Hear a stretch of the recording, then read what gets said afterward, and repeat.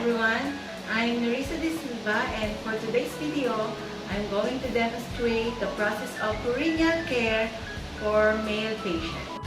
Perineal care, also known as pericare, involves cleaning or washing the private area or the external genitalia of a patient. And because this area is prone to infection, it must be cleaned at least daily. So why is it important?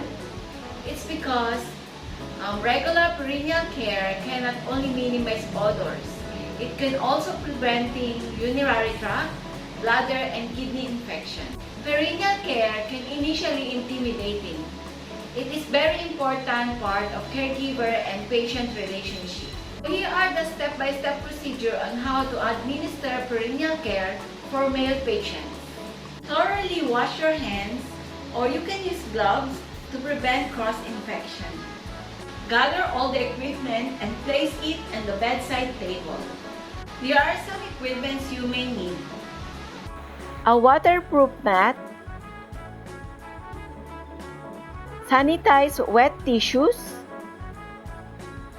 a liquid soap or a bar soap, laundry basket, washcloth, a bath towels. Usually, in doing this demonstration, we will use a mannequin.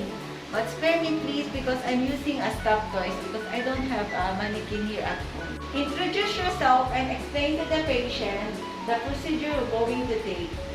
Excuse me sir, I'm Narisa De Silva, and today I'm gonna doing a perineal care.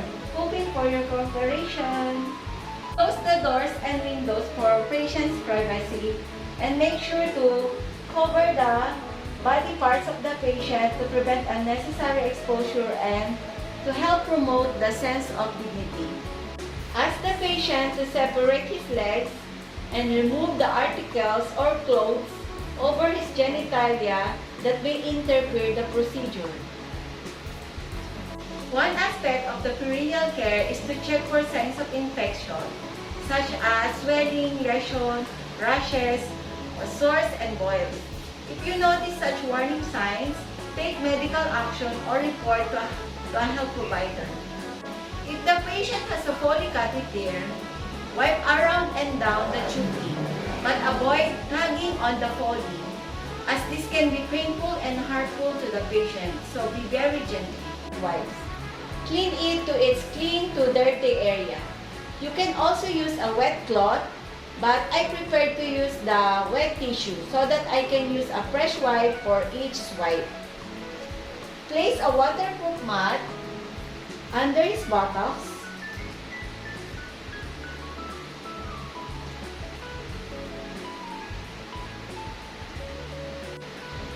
Remember to always use a towel to cover his private area for his comfortness. Remember, the more compatible you feel with the task, the more compatible the patient will feel. Conversely, if you treat it awkwardly, your patient discomfort will be amplified. Sir, you're gonna be feeling my touch. I'm gonna start with a progressive on your leg. So, using a wet wipes, start with the meatus and use one corner of the wipes and cleanse it in a circular motion around.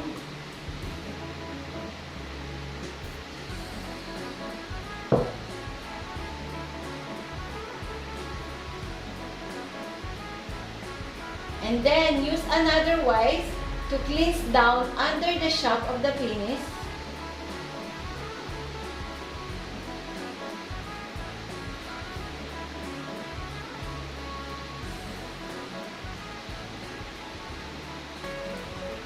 And then, use the back of your hand to lift under the scrotal area.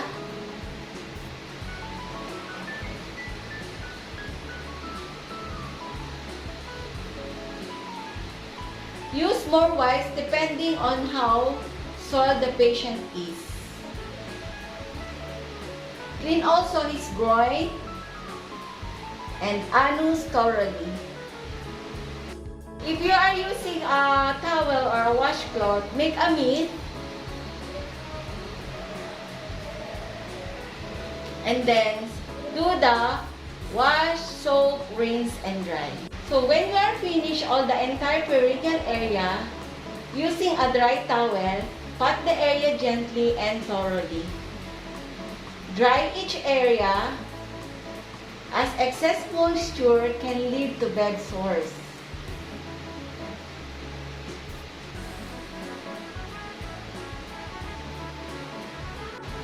Remove the bed pad supporting the hip and turn the patient to one side, then dry the buttocks with a towel.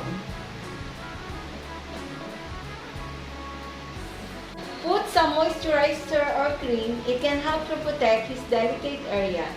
Or you may apply medicine if necessary. Aftercare. Change the bed linen and arrange it.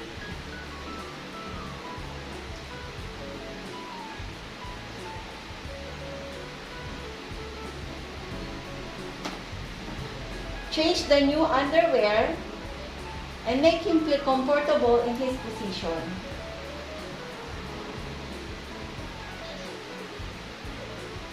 Clean all the materials you've used, throw all the disposable that you've used, and don't forget to wash again your hands and do the record and report. Final thoughts. While perineal care may not the top list of your favorite caregiving tasks, the establishment of a regular perineal care routine is critical and very important to the ongoing well-being of patient. So, the good caregiver and patient relationship must be implemented. So that's it, guys. Hope you've learned so much in this video presenting the way of perineal caring. Thank you for watching again. Hope to see you next time. Bye-bye!